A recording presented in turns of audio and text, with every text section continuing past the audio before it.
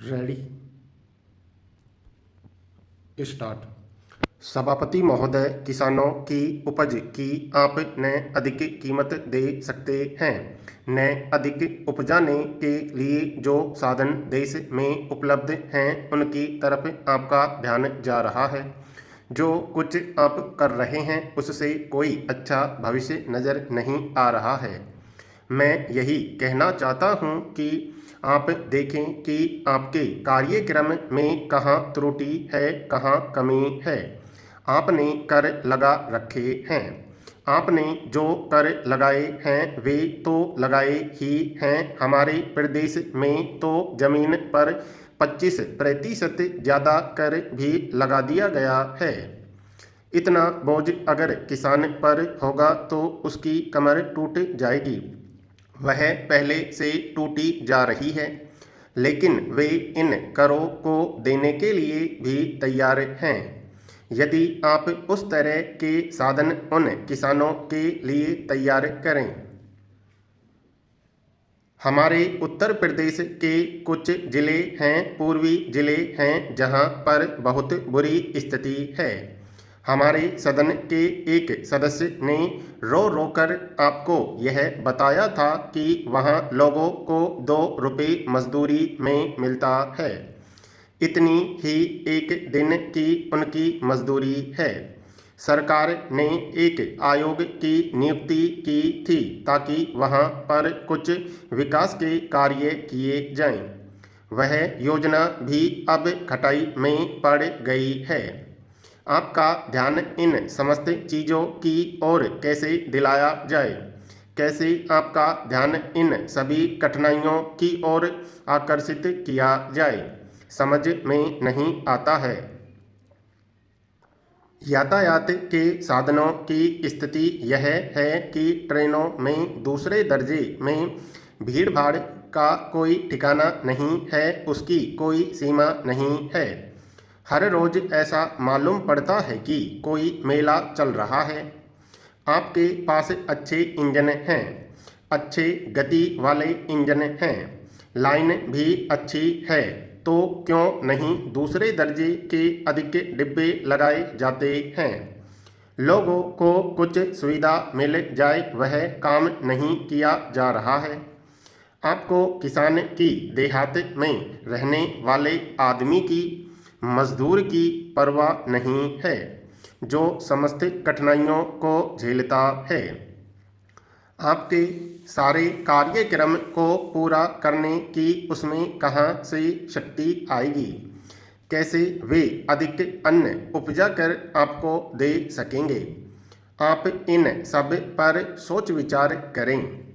आपने बड़े बड़े फार्म बना दिए हैं, क्या उन्हें आपके फार्म से कोई लाभ मिल रहा है। सभापति महोदय, सरकार ने कई कृषि फार्म खोले हैं, क्या ये फार्म घाटे में नहीं चल रहे हैं। अगर सारे खर्च जोड़ दिए जाएं, बड़े बड़े अधिकारियों के वेतन जोड़ दिए जाएं, तो पता चलेगा कि सारे ये कृषि फार्म घाटे में चल रहे हैं। क्या इसी तरह से आप सारे किसानों को घाटे पर खेती करने के लिए मजबूर करेंगे। जिस क्षेत्र से मैं आता हूँ वहाँ एक पुल बना है। मैंने 10 वर्ष तक अपनी विधानसभा में इस पुल के लिए कोशिश की है। जिस दिन से मैं यहाँ आया हूँ बराबर उसकी चर्चा करता आ रहा हूँ, बराबर कोशिश कर रहा हूँ। मैं कहता हूँ कि गंगा पर वह पुल बने। उस पुल को बनाने का आश्वासन भी मिला था। एक प्रश्न के लिखित उत्तर में यह जवाब दिया गया था।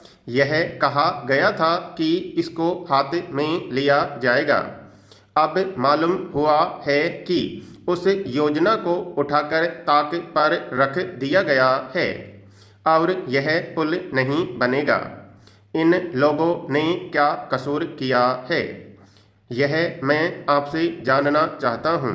हमारे क्षेत्र के लोगों ने पाकिस्तान की लड़ाई में सरकार को हर तरह का सहयोग दिया था, हर तरह की सहायता दी थी।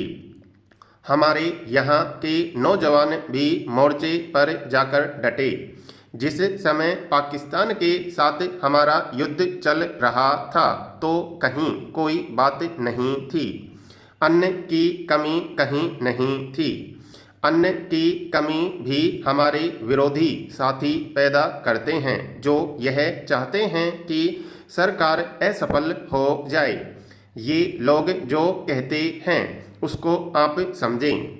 एक तरफ तो हमारे मित्र की बात है जो देश के बड़े बड़े शहरों में दंगे करवाते हैं, दूसरी तरफ हम हैं जो कि इनकी बातों को नहीं समझ पाते।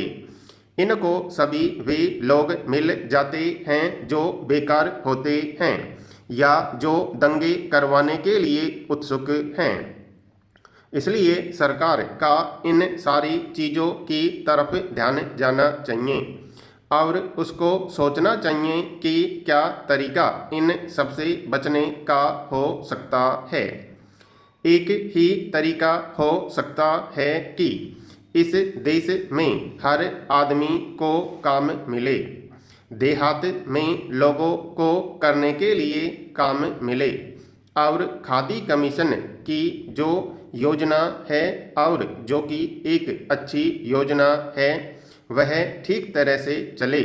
सौभाग्य से मैं आर्य समाज संगठन से संबंध रखता हूँ।